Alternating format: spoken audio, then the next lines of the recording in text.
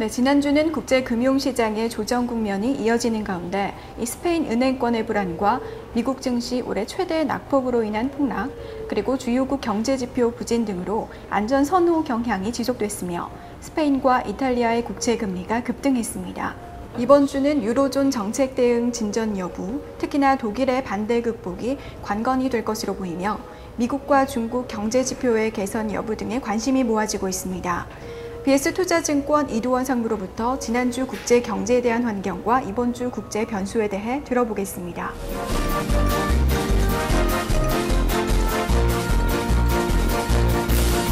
네, 안녕하십니까. BS투자증권의 이두원입니다. 이번 주 주식시장도 하락폭이 만만치 않아 보입니다. 지난 주말 거의 블랙 프라이데이라고 할 정도로 미국의 주식시장이 많이 흔들렸습니다. 그동안 나왔던 악재가 한꺼번에 반영된 그런 하루의 모습이 아닌가 싶었는데 미국의 주식시장이 연중 최저 수준으로 떨어졌고 또 하루 낙폭만 하더라도 금년 중 가장 큰 하락폭이었습니다. 가장 컸던 이유가 역시 미국과 유럽, 특히 독일의 제조업 관련 지수들이 상당히 악화된 것이 가장 큰 원인이었고 또한 경기도 중국과 똑같이 좀 나빠지는 모습이 이곳저곳에서 감지가 됐었기 때문입니다. 이에 따라서 그만큼 미국의 3차 양적 완화의 가능성은 높아졌습니다. 그런 점은 우리가 좀 기대해 볼 수는 있겠습니다만 지금 당장 급한 것은 많은 실망 매물 그리고 또 기다림에 지친 이런 모습들이 주식시장에 한꺼번에 반영되는 모습이 아닌가 이런 생각이 듭니다. 그리스에 이어서 스페인도 상당히 위기로 치닫는 그런 모습이 유럽 시장에서 지난주의 특징이었습니다. 스페인 정부는 계속 부인을 하고 있습니다만은 스페인 정부가 안고 있는 재정 적자난 문제 그리고 각 은행들의 부실 문제 그리고 경기 침체 3중고에 의해서 스페인 혼자 스스로는 독자적으로 해결할 수 없다는 이런 분위기가 많은 그런 모습이기도 합니다. 이에 따라서 유럽 중앙은행들은 상당히 좀 스페인에 대한 문제를 심각하게 인식하면서 스페인의 재정 적자의 감축 시한을 1년 연장시키는 이러한 조치도 검토를 하고는 있습니다. 물론 확정은 6월 말에 있을 정상회담에서 결정될 그런 사안입니다.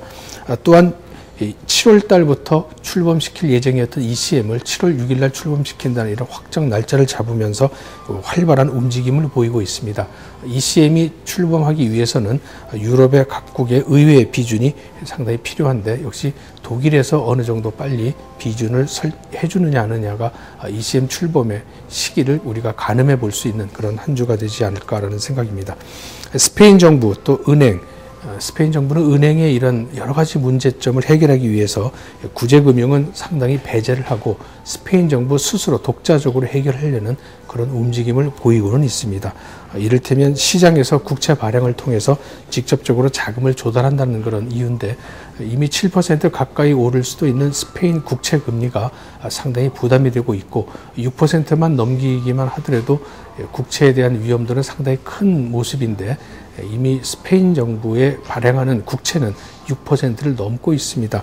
따라서 이번 주에 스페인의 국채가 과연 발행을 어느 금리 선에서 어느 정도 소화를 하면서 발행을 할 수 있을지가 상당히 큰 관건이 아닌가 이런 생각입니다. IMF는 또한 스페인의 자구 노력에 실패할 경우에 대비해서 스스로의 구제금융을 이런 준비를 하는 이런 비상대책을 강구하는 움직임도 보여지고 있습니다. 아무튼 그리스에 이어서 스페인까지 파급되고 있는 이러한 스펙시티에 대한 이런 문제가 상당히 지난주 주식시장을 억압하는 그런 문제가 아니었나 이런 생각을 갖게 됩니다. 여기에 따라서 물론 반대적인 이런 작용도 있었습니다. 이를테면 ECM에서는 국가 지원을 ECM에서 자금을 지원을 할 때 각 나라에 지원을 했었는데 이것이 나라가 아닌 은행에 직접적으로 지원을 함으로 인해서 시기를 좀 앞당겨서 빨리 은행에 대한 부실 문제를 털 수 있고 또 위기를 조기에 진화시킬 수 있는 이런 논의를 하고 있고 또 유로본드도 도입을 하는 이런 논의도 하고 있습니다. 그리고 또 EU 전체에 단일한 은행 감독기구를 만들고 또 공동의 예금 보장을 할 수 있는 금융동맹이라는 이런 용어도 만들어지면서 상당히 논의는 활발히 이루어지고는 있습니다만 아직까지 확정된 바는 없습니다. 미국도 상당히 급해졌습니다. 그동안 유럽에 비해서 상당히 잘 버텨왔던 미국이 지난주 금요일 날 모든 경제 지표가 나빠지고 또 주식시장도 연중 최저까지 떨어졌기 때문에 미국 스스로도 상당히 발등에 불이 된 셈이 됐습니다. 여기에 따라서 미국의 재무차관이 지난주 유럽에 급파를 함으로 인해서 그리스에 대한 문제를 해결하기 위해서 독일과 단판을 짓는 이런 모습도 보여지고는 있습니다. 그만큼 미국도 유럽 문제 해결을 위해서 또 자국의 문제에 이런 문제점을 해결하기 위해서 상당히 부산한 움직임을 보이고 있는 것이 현재 미국의 모습이 아닌가 이런 생각입니다. 이런 것들이 시시각각 전해지면서 우리나라 주식시장도 상당히 좀 어려움을 겪고는 있습니다. 2주 전에는 좀 간신히 기술적 반등을 보였다면은 지난주 우리나라 주식시장 같은 경우는 기술적 반등을 넘어서 주로 스페인과 그리스에 의한 이러한 뉴스에 의해서 주가가 좀 등락을 보였던 그런 모습이 아니었나 이런 생각이 드는데, 이번 주 같은 경우는 그런 모습에서 좀 한 단계 더 나가서 유럽, 그러니까 전 세계 글로벌 주식시장의 본원이라고 할 수 있는 미국의 움직임에 의해서 많이 좌우되는 모습이 아닌가 이런 생각입니다. 요약해서 말씀드리면은 그리스나 스페인에 대한 문제보다는 미국과 유럽 자체에 대한 이런 뉴스에 의해서 주가가 많이 움직일 수 있는 그런 한 주간이라고 생각을 해야 될 것 같습니다. 이번 주 예정된 이런 이 주요 내용을 보면은 수요일 날 미국의 베이지북이 발표가 됩니다. 우리나라는 목요일 날 아침에 알 수 있는 그런 내용인데, 미국 전역의 경기 동향 보고서라는 점, 또 이것이 베이지북에 기초를 해서 그 다음에 있을 FOMC의 회의에 가늠할 수 있는, 우리가 미루어 짐작해 볼 수 있다는 점에서 상당히 중요한 발표 내용이 아닌가 싶습니다. 그리고 6일에는 유럽 중앙은행의 통화 정책 회의가 있습니다. 유럽의 문제가 상당히 심각해졌기 때문에 통화 완화에 대한, 또 3차 LTRO에 대한 뉴스가 어느 정도 진전돼서 구체화돼서 나올 수 있는지가 상당히 초미의 관심사가 되지 않을까라는 이런 생각을 갖습니다. 그 7일에는 FRB 의장인 버냉키가 미국 의회에서 연설을 하게 되는데, 이 버냉키 의장이 연설 내용이 과연 현재 미국의 경기에 대한 문제, 그리고 통화 정책이 앞으로 어떻게 끌고 갈 수 있느냐의 문제에 따라서 주식시장에 전체적으로, 또 주식시장뿐만 아니라 전체 금융시장에 큰 영향을 줄 수 있는 연설 내용을 우리가 주목을 해봐야 될 것 같습니다. 9일에는 중국의 5월달 경제 지표들이 발표를 합니다. 이미 중국의 경제가 많이 악화되고 있고, 또 거기에 따라서 얼만큼 중국이 경기 부양을 할 것인지가 이번 주에 우리가 가늠해 볼 수 있는, 또 단서를 잡아볼 수 있는 그런 뉴스에 관심을 기울여야 되는 이런 상황이 있습니다.